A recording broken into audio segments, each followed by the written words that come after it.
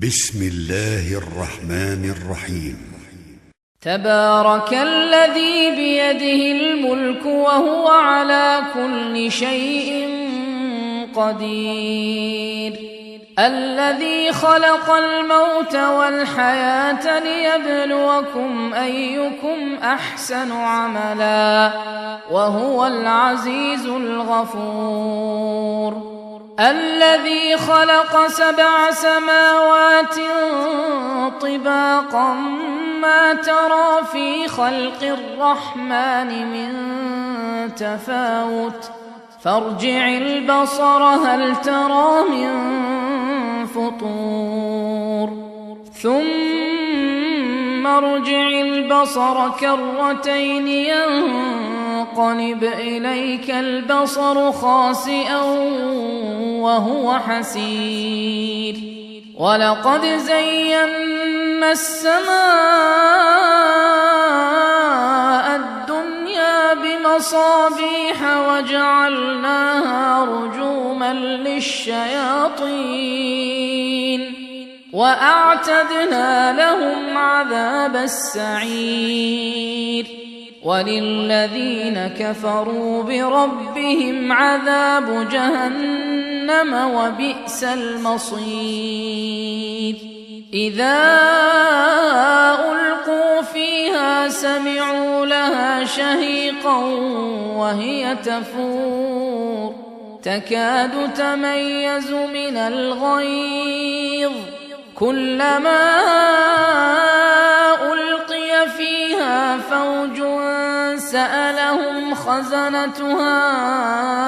ألم يأتكم نذير، قالوا بلى قد جاءنا نذير فكذبنا وقلنا ما نزل الله من شيء إن أنتم إلا في ضلال كبير، وقالوا لو كنا نسمع أو نعقل ما كنا في أصحاب السعير، فاعترفوا بذنبهم فسحقا لأصحاب السعير. إن الذين يخشون ربهم بالغيب لهم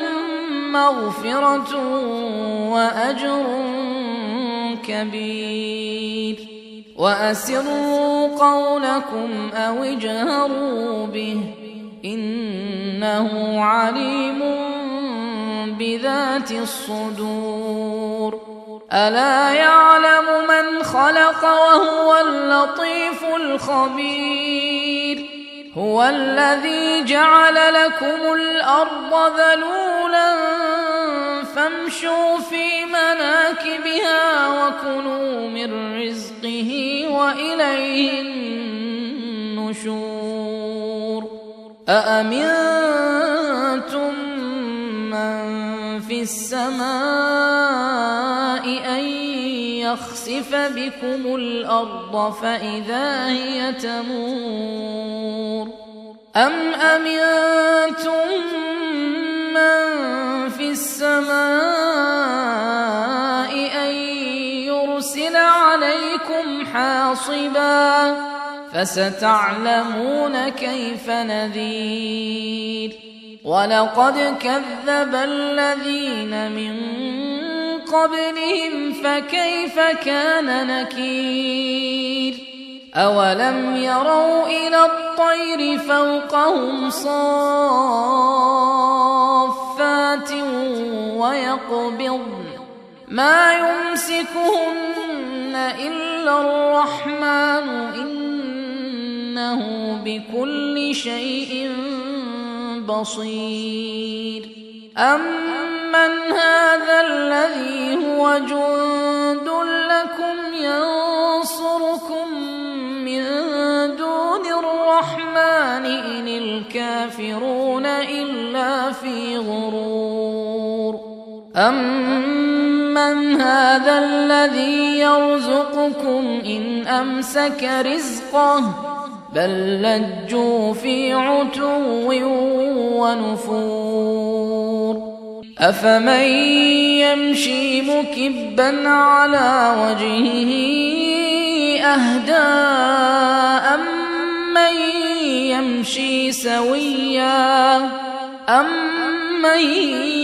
يمشي سويا على صراط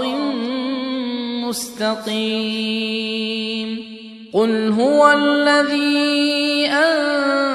أنشأكم وجعل لكم السمع والأبصار والأفئدة قليلا ما تشكرون قل هو الذي ذرأكم في الأرض وإليه تحشرون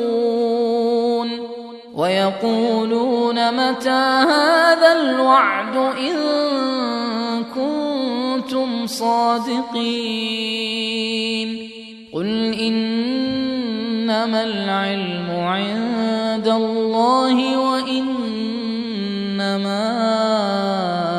أنا نذير مبين فلما رأوه زلفة سيئت وجوه الذين كفروا وقيل هذا الذي كنتم به تدعون قل أرأيتم إن أهلكني الله ومن معي أو رحمنا فمن يجير الكافرين من عذاب أليم قل هو الرحمن آمنا به وعليه توكلنا فستعلمون من هو في ضلال مبين قل أرأيتم إن أصبح ماؤكم غورا فمن يأتيكم بماء معين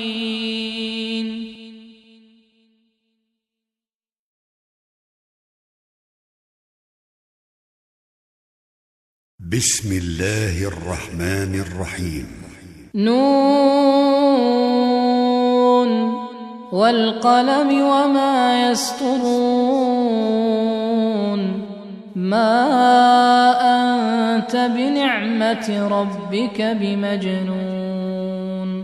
وإن لك لأجرا غير ممنون وإنك لعلى خلق عظيم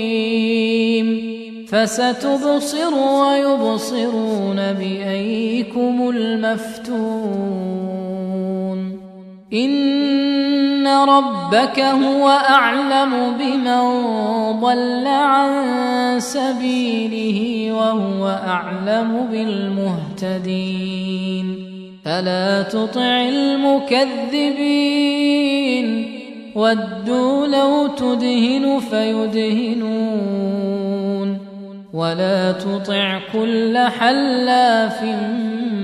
مهين هماز مشاء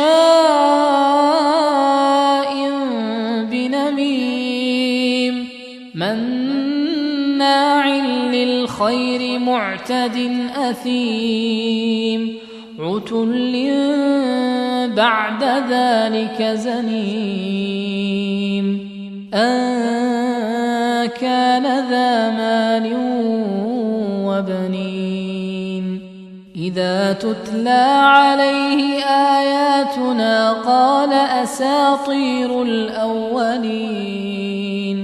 سنسمه على الخرطوم إنا بلوناهم كما بلونا أصحاب الجنة إذ أقسموا ليصرمنها مصبحين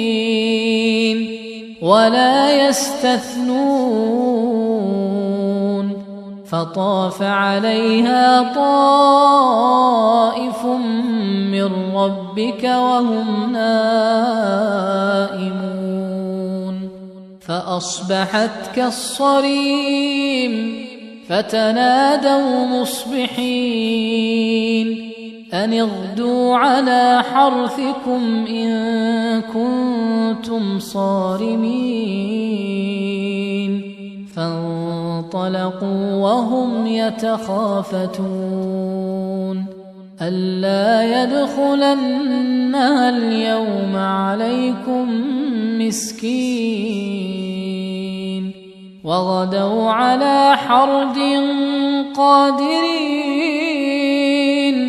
فلما رأوها قالوا إنا لضالون بل نحن محرومون قال أوسطهم ألم أقل لكم لولا تسبحون قالوا سبحان ربنا إنا كنا ظالمين فأقبل بعضهم على بعض يتلاومون قالوا يا ويلنا إنا كنا طاغين عسى ربنا أن يبدلنا خيرا منها إنا إلى ربنا راغبون كذلك العذاب ولعذاب الآخرة أكبر لو كانوا يعلمون إن للمتقين عند ربهم جنات النعيم أفنجعل المسلمين كالمجرمين ما لكم كيف تحكمون أم لكم كتاب فيه تدرسون إن لكم فيه لما تخيرون أم لكم أيمان علينا بالغة إلى يوم القيامة إن لكم لما تحكمون سلهم أيهم بذلك زعيم أم لهم شركاء فليأتوا بشركائهم إن كانوا صادقين يوم يكشف عن ساق ويدعون إلى السجود فلا يستطيعون خاشعة أبصارهم ترهقهم ذلة وقد كانوا يدعون إلى السجود وهم سالمون فذرني ومن يكذب بهذا الحديث سنستدرجهم من حيث لا يعلمون وأملي لهم إن كيدي متين أم تسألهم أجرا فهم من مغرم مثقلون أم عندهم الغيب فهم يكتبون فاصبر لحكم ربك ولا تكن كصاحب الحوت إذ نادى وهو مكظوم لولا أن تداركه نعمة من ربه لنبذ بالعراء وهو مذموم فاجتباه ربه فجعله من الصالحين وإن يكاد الذين كفروا ليزلقونك بأبصارهم لما سمعوا الذكر ويقولون إنه لمجنون وما هو إلا ذكر للعالمين.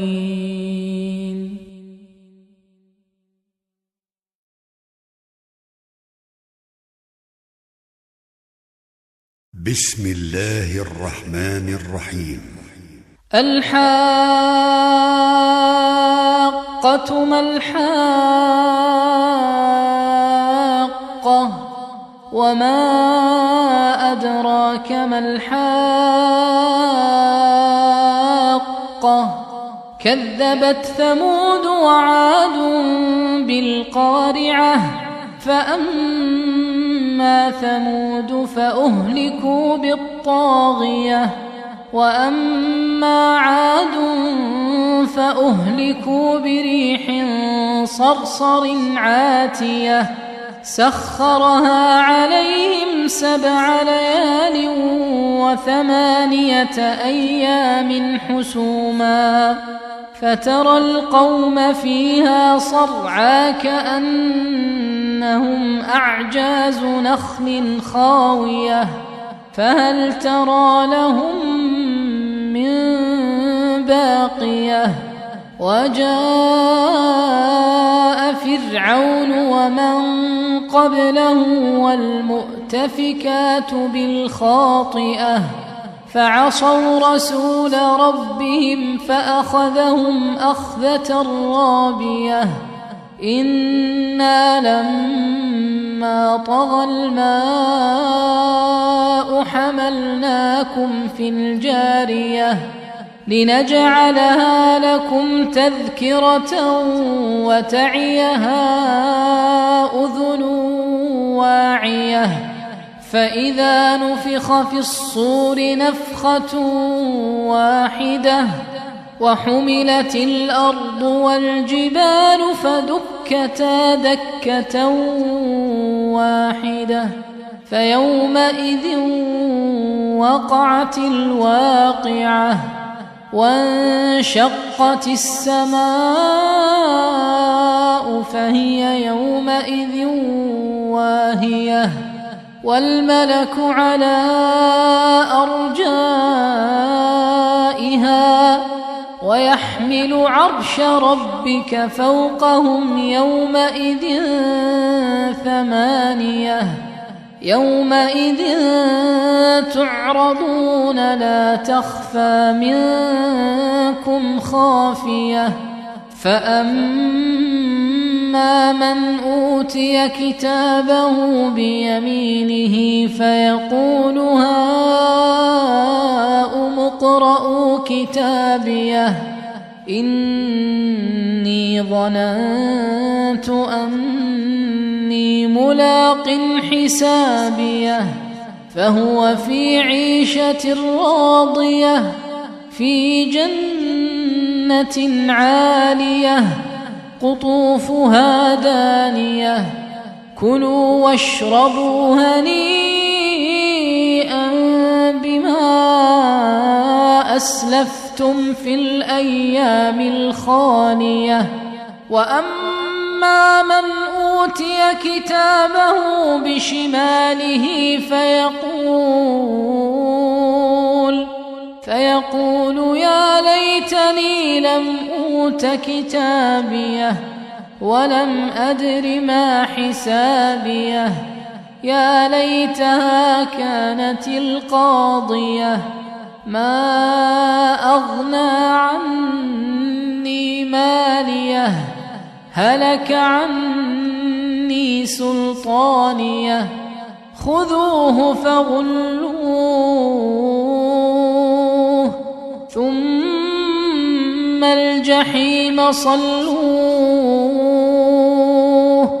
ثم في سلسلة ذرعها 70 ذراعا فاسلكوه إنه إنه كان لا يؤمن بالله العظيم ولا يحض على طعام المسكين فليس له اليوم هاهنا حميم ولا طعام إلا من غسلين لا يأكله إلا الخاطئون فلا أقسم بما تبصرون وما لا تبصرون إنه لقول رسول كريم وما هو بقول شاعر قليلا ما تؤمنون ولا بقول كاهن قليلا ما تذكرون تنزيل من رب العالمين ولو تقول علينا بعض الأقاويل لأخذنا منه باليمين ثم لقطعنا منه الوتين فما منكم من أحد عنه حاجزين وإنه لتذكرة للمتقين وإنا لنعلم أن منكم مكذبين وإنه لحسرة على الكافرين وإنه لحق اليقين فسبح باسم ربك العظيم.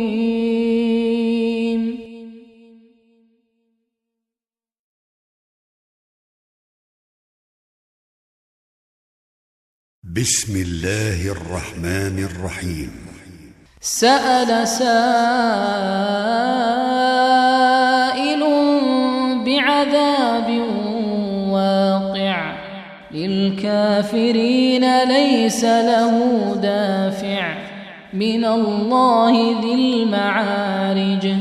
تعرج الملائكة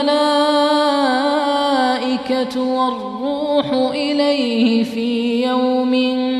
كان مقداره 50,000 سنة فاصبر صبرا جميلا إنهم يرونه بعيدا ونراه قريبا يوم تكون السماء كالمهل وتكون الجبال كالعهن ولا يسأل حميم حميما يبصرونهم يود المجرم لو يفتدي من عذاب يومئذ ببنيه وصاحبته وأخيه وفصيلته التي تؤويه ومن في الأرض جميعا ثم ينجيه كلا إنها لظى نزاعة للشوى تدعو من أدبر وتولى وجمع فأوعى إن الإنسان خلق هلوعا إذا مسه الشر جزوعا وإذا مسه الخير منوعا إلا المصلين الذين هم على صلاتهم دائمون والذين في أموالهم حق معلوم للسائل والمحروم والذين يصدقون بيوم الدين والذين هم من عذاب ربهم مشفقون إن عذاب ربهم غير مأمون والذين هم لفروجهم حافظون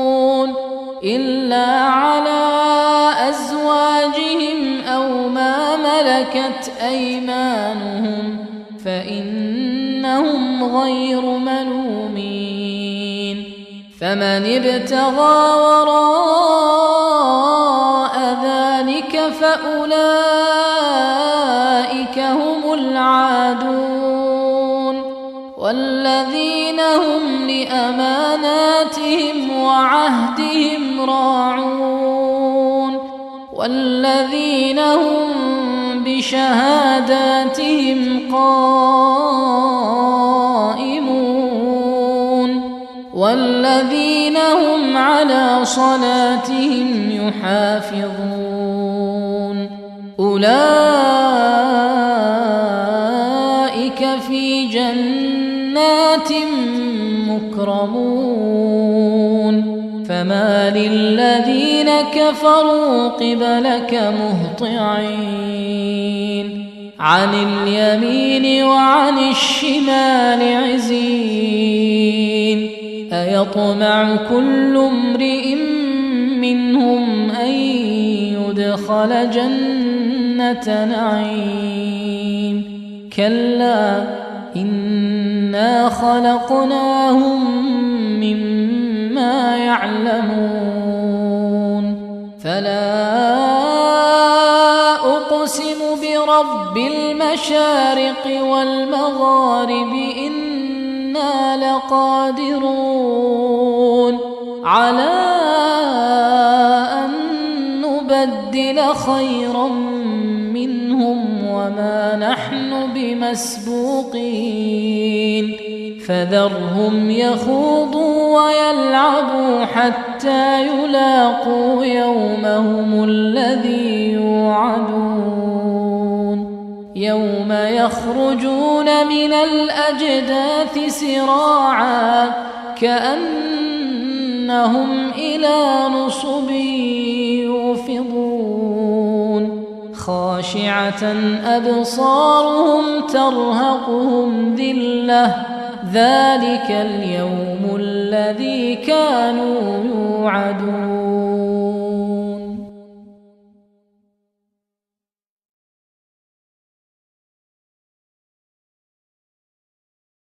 بسم الله الرحمن الرحيم. إنا أرسلنا نوحا إلى قومه أن أنذر قومك من قبل أن يأتيهم عذاب أليم قال يا قوم إني لكم نذير مبين أن اعبدوا الله واتقوه وأطيعون يغفر لكم من ذنوبكم ويؤخركم إلى أجل مسمى إن أجل الله إذا جاء لا يؤخر لو كنتم تعلمون قال رب إني دعوت قومي ليلا ونهارا فلم يزدهم دعائي إلا فرارا وإني كلما دعوتهم لتغفر لهم جعلوا أصابعهم في آذانهم واستغشوا ثيابهم وأصروا واستكبروا استكبارا ثم إني دعوتهم جهارا ثم إني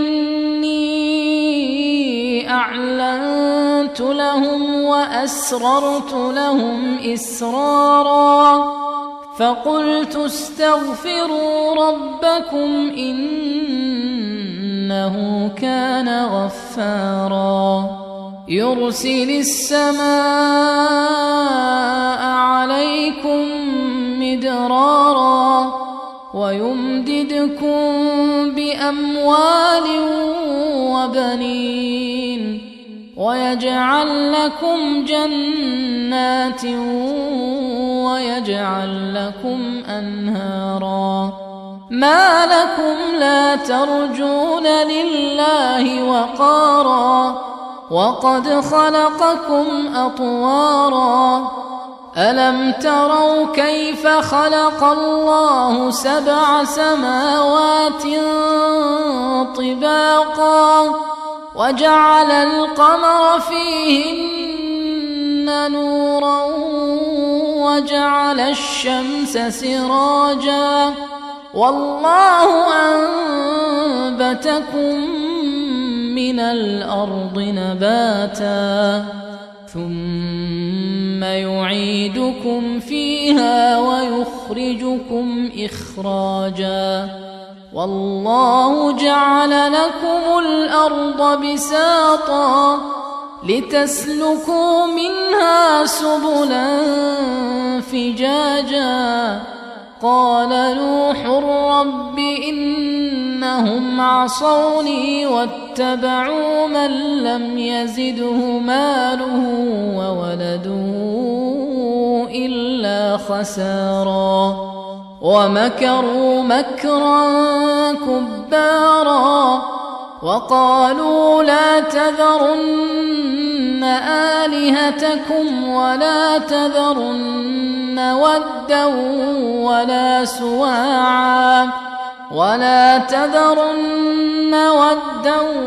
ولا سواعا ولا يغوث ويعوق ونسرا وقد أضلوا كثيرا ولا تزد الظالمين إلا ضلالا مما خطيئاتهم أغرقوا فأدخلوا نارا فلم يجدوا لهم من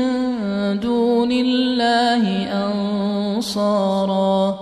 وقال نوح رب لا تذر على الأرض من الكافرين ديارا إنك إن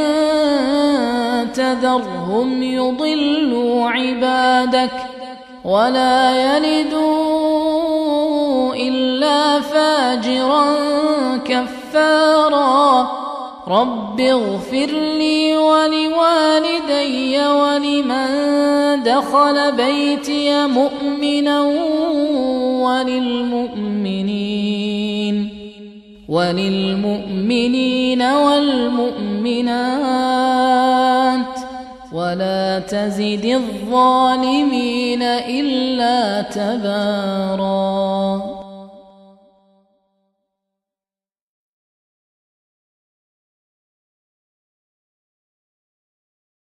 بسم الله الرحمن الرحيم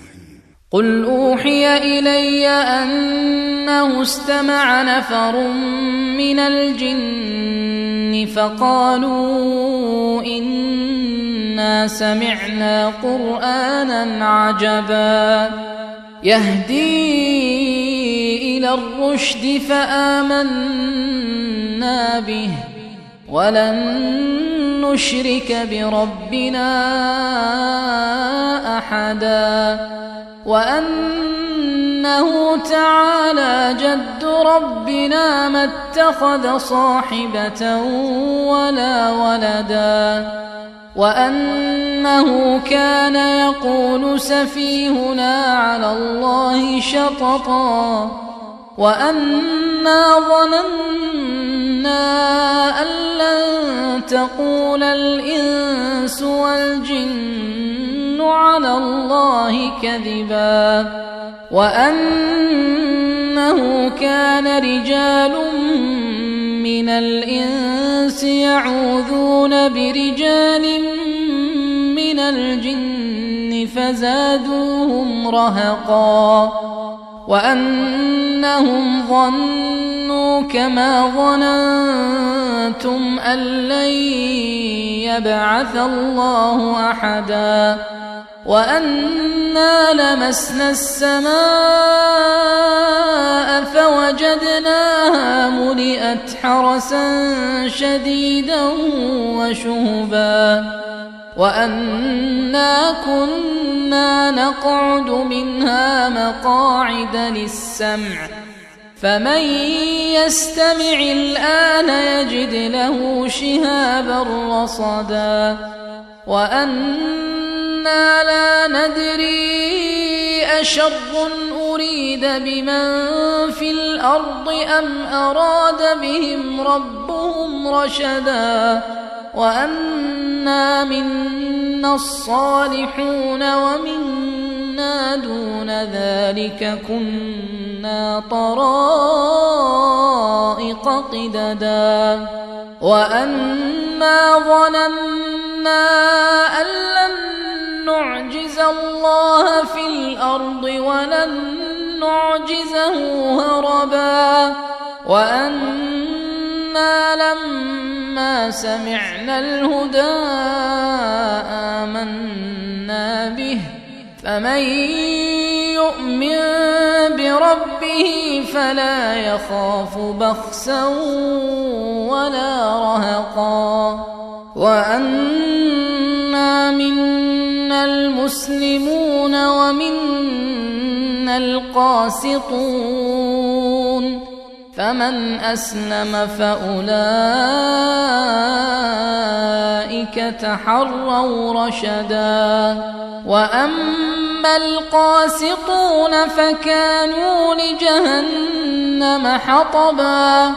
وأن لو استقاموا على الطريقة لأسقيناهم ماء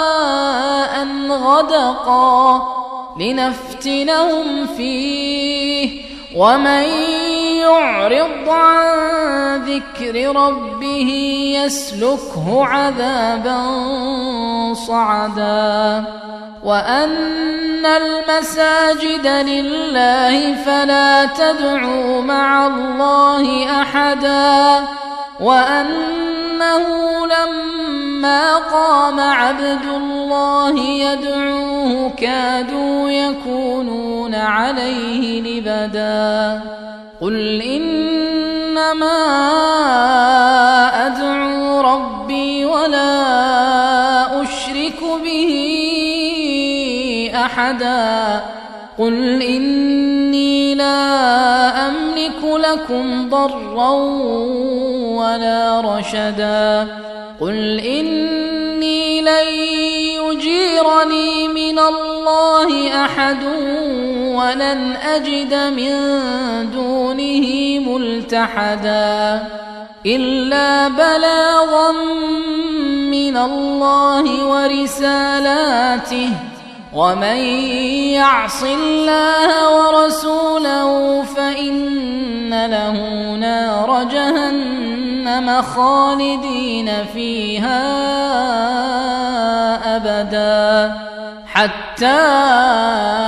إذا رأوا ما يوعدون فسيعلمون من أضعف ناصرا وأقل عددا قل إن أدري أقريب ما توعدون أم يجعل له ربي أمدا عالم الغيب فلا يظهر على غيبه أحدا إلا من ارتضى من رسول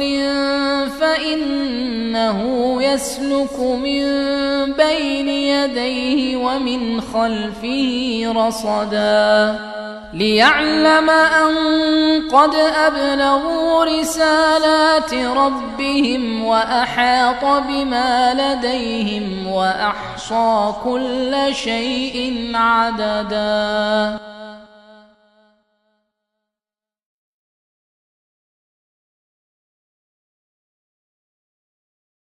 بسم الله الرحمن الرحيم يا أيها المزمل قم الليل إلا قليلا نصفه أو انقص منه قليلا أو زد عليه ورتل القرآن ترتيلا إنا سنلقي عليك قولا ثقيلا إن ناشئة الليل هي أشد وطئا وأقوم قيلا إن لك في النهار سبحا طويلا واذكر اسم ربك وتبتل إليه تبتيلا رب المشرق والمغرب لا إله إلا هو فاتخذه وكيلا واصبر على ما يقولون واهجرهم هجرا جميلا وذرني والمكذبين أولي النعمة ومهلهم قليلا إن لدينا أنكالا وجحيما وطعاما ذا غصة وعذابا أليما يوم ترجف الأرض والجبال وكانت الجبال كثيبا مهيلا إنا أرسلنا إليكم رسولا شاهدا عليكم كما أرسلنا إلى فرعون رسولا فعصى فرعون الرسول فأخذناه أخذا وبيلا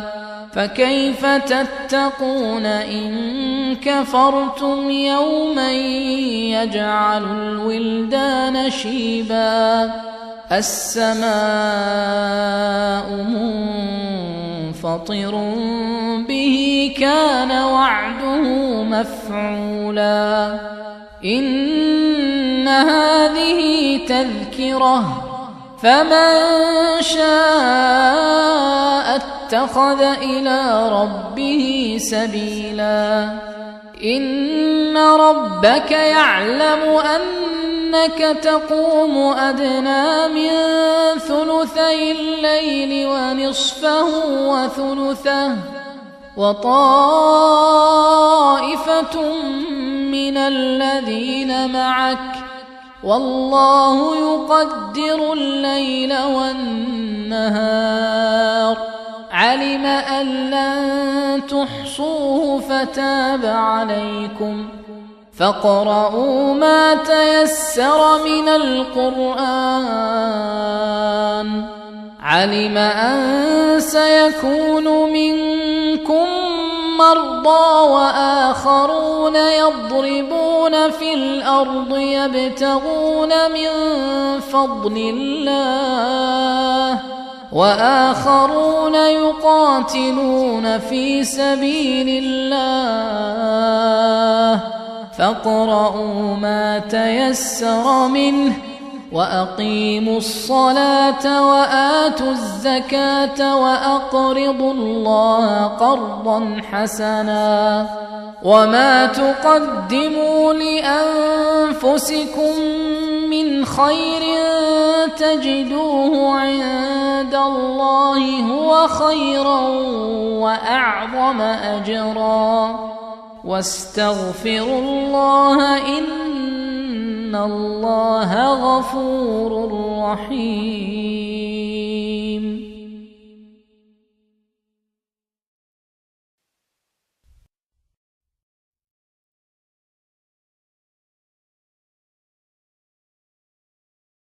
بسم الله الرحمن الرحيم يا أيها المدثر قم فأنذر وربك فكبر وثيابك فطهر والرجز فاهجر ولا تمنن تستكثر ولربك فاصبر فإذا نقر في الناقور فذلك يومئذ يوم عسير على الكافرين غير يسير ذرني ومن خلقت وحيدا وجعلت له مالا ممدودا وبنين شهودا ومهدت له تمهيدا ثم يطمع أن أزيد كلا إنه كان لآياتنا عنيدا سأرهقه صعودا إنه فكر وقدر فقتل كيف قدر ثم قتل كيف قدر ثم نظر ثم عبس وبسر ثم أدبر واستكبر فقال إن هذا إلا سحر يؤثر إن هذا إلا قول البشر سأصليه سقر وما أدراك ما سقر لا تبقي ولا تذر لواحة للبشر عليها 19 وما جعلنا أصحاب النار إلا ملائكة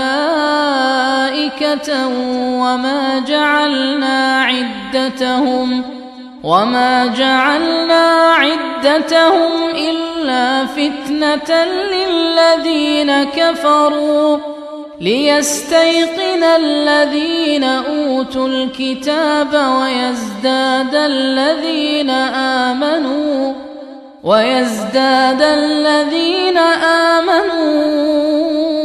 إيمانا ولا يرتاب الذين أوتوا الكتاب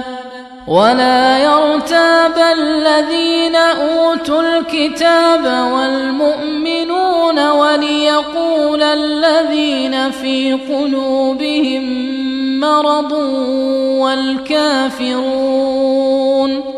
وليقول الذين في قلوبهم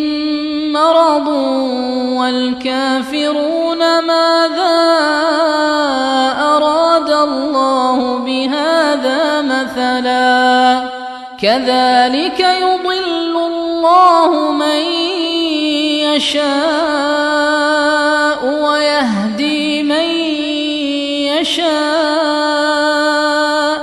وما يعلم جنود ربك إلا هو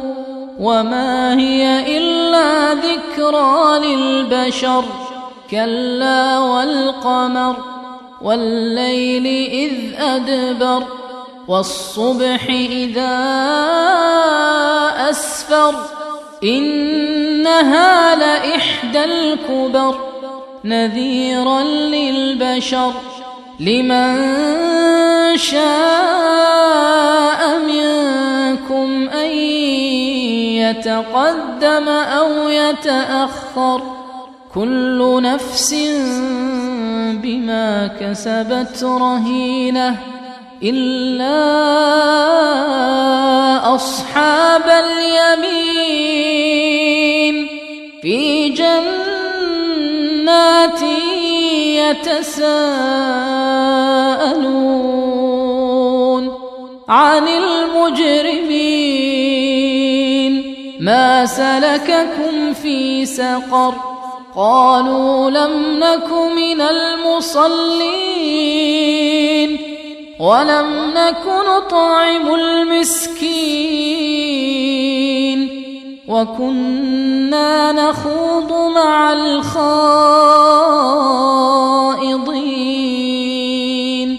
وكنا نكذب بيوم الدين حتى أتانا اليقين فما تنفعهم شفاعة الشافعين فما لهم عن التذكرة معرضين كأنهم حمر مستنفرة فرت من قسورة بل يريد كل امرئ منهم أن يؤتى صحفا منشرة كلا بل لا يخافون الآخرة كلا إنه تذكرة فمن شاء ذكره وما يذكرون إلا أن يشاء الله هو أهل التقوى وأهل المغفرة.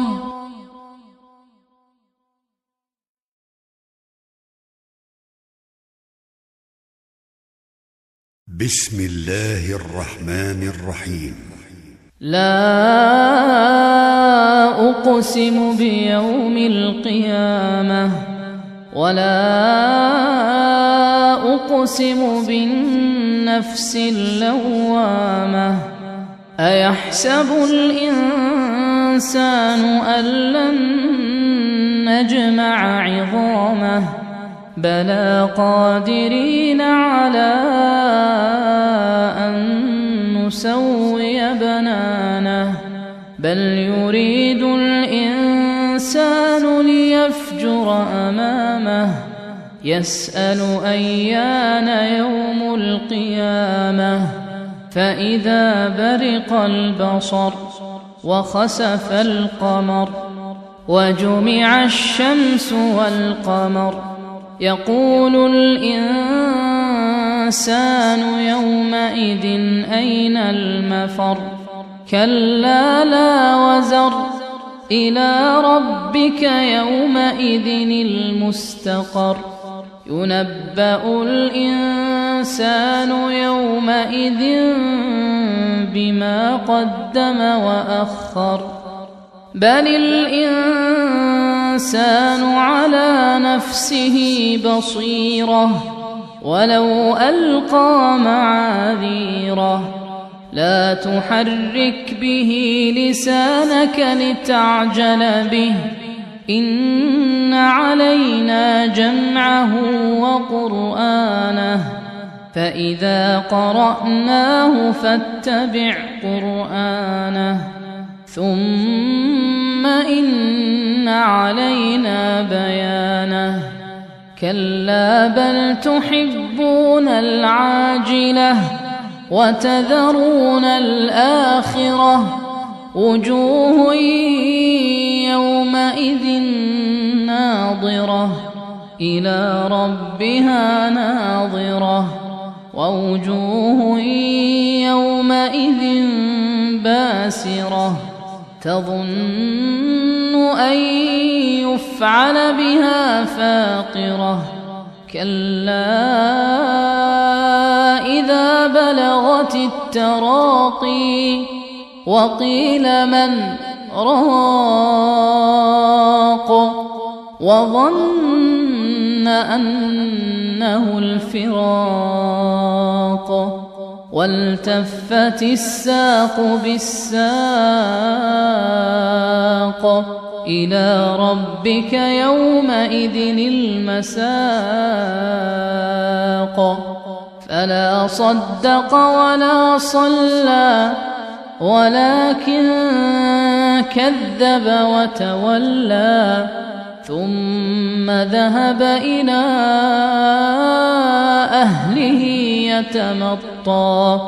أولى لك فأولى ثم أولى لك فأولى أيحسب الإنسان أن يترك سدى ألم يك نطفة من مني يمنى ثم كان علقة فخلق فسوى فجعل منه الزوجين الذكر والأنثى أليس ذلك بقادر على أن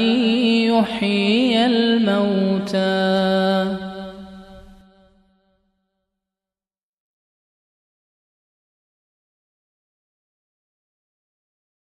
بسم الله الرحمن الرحيم هل أتى على الإنسان حين من الدهر لم يكن شيئا مذكورا إنا خلقنا الإنسان من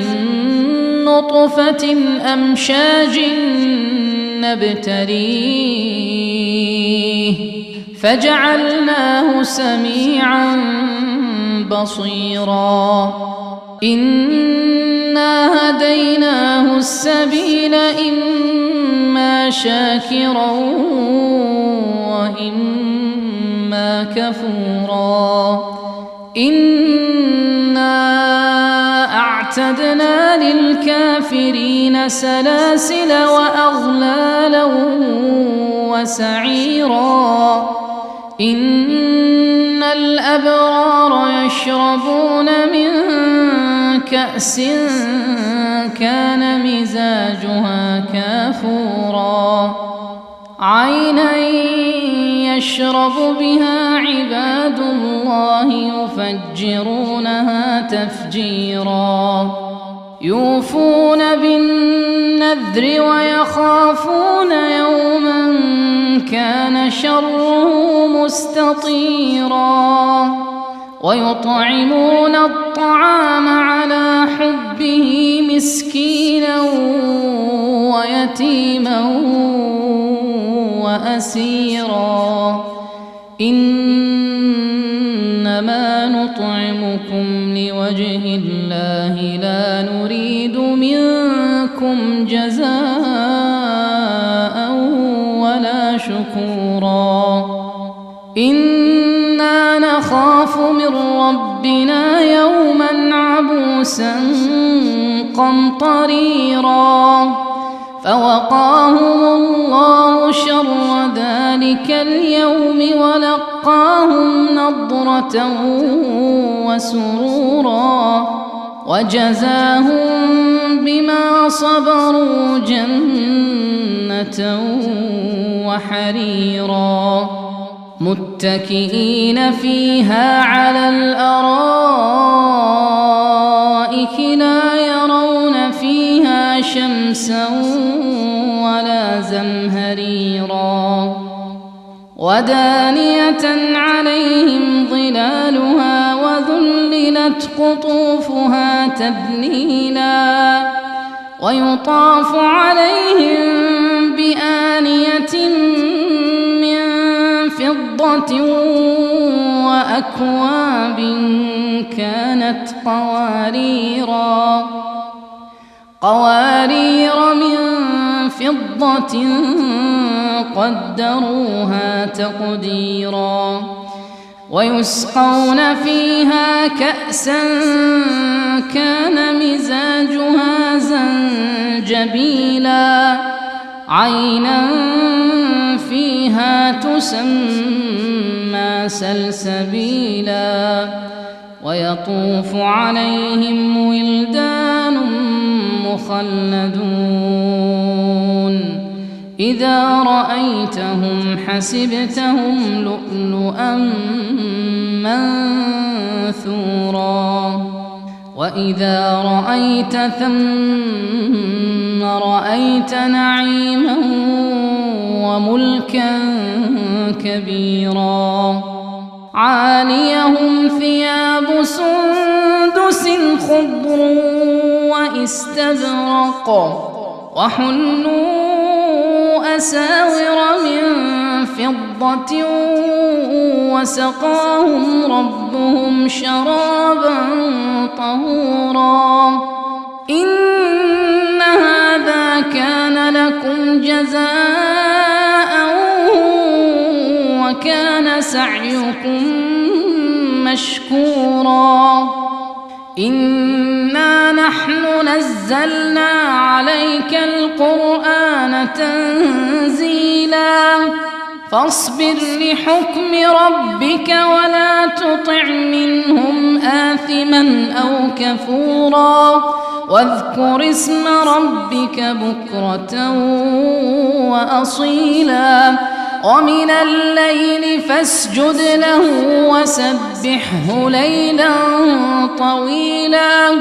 إن هؤلاء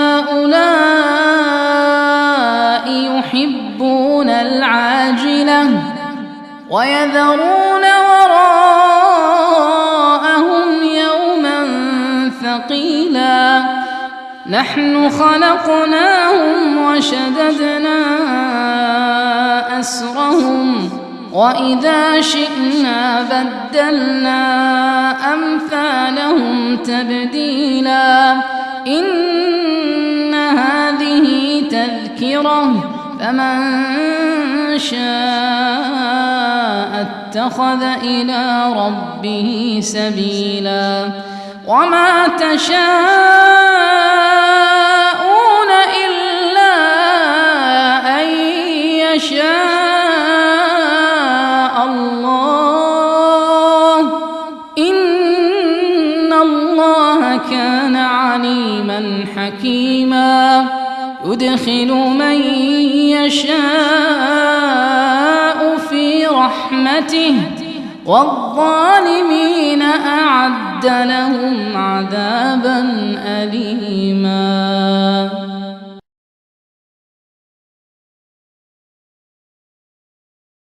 بسم الله الرحمن الرحيم والمرسلات عرفا فالعاصفات عصفا والناشرات نشرا فالفارقات فرقا فالملقيات ذكرا عذرا أو نذرا إنما توعدون لواقع فإذا النجوم طمست وإذا السماء فرجت وإذا الجبال نسفت وإذا الرسل أقتت لأي يوم أجلت ليوم الفصل وما أدراك ما يوم الفصل ويل يومئذ للمكذبين ألم نهلك الأولين ثم نتبعهم الآخرين كذلك نفعل بالمجرمين ويل يومئذ للمكذبين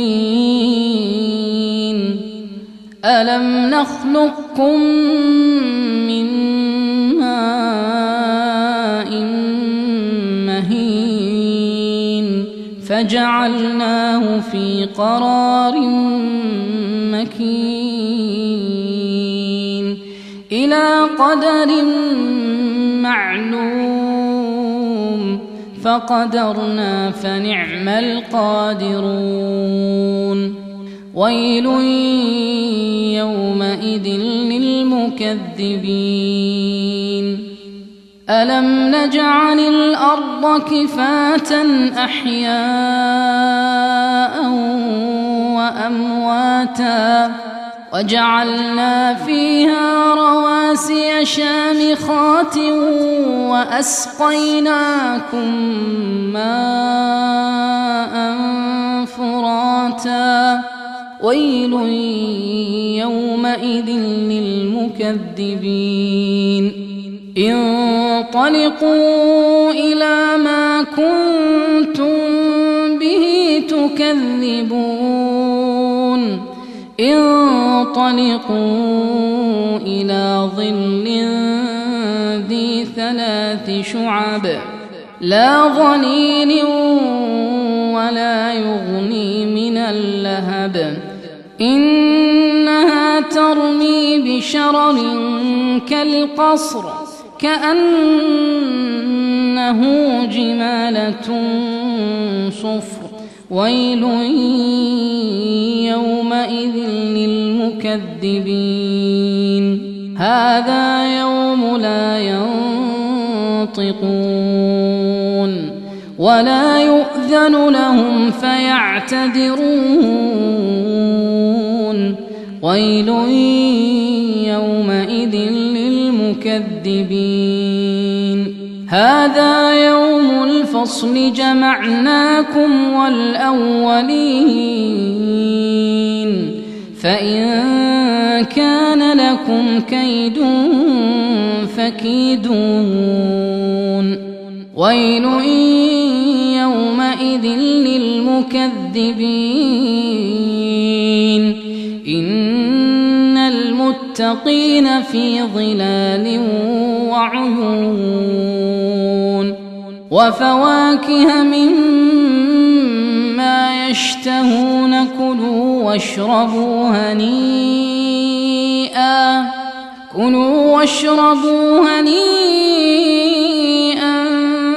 بما كنتم تعملون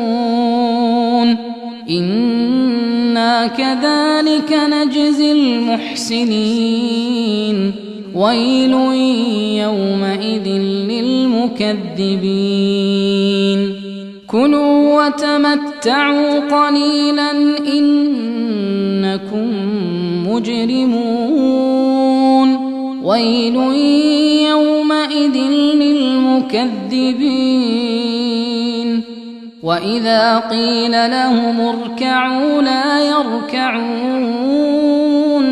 ويل يومئذ للمكذبين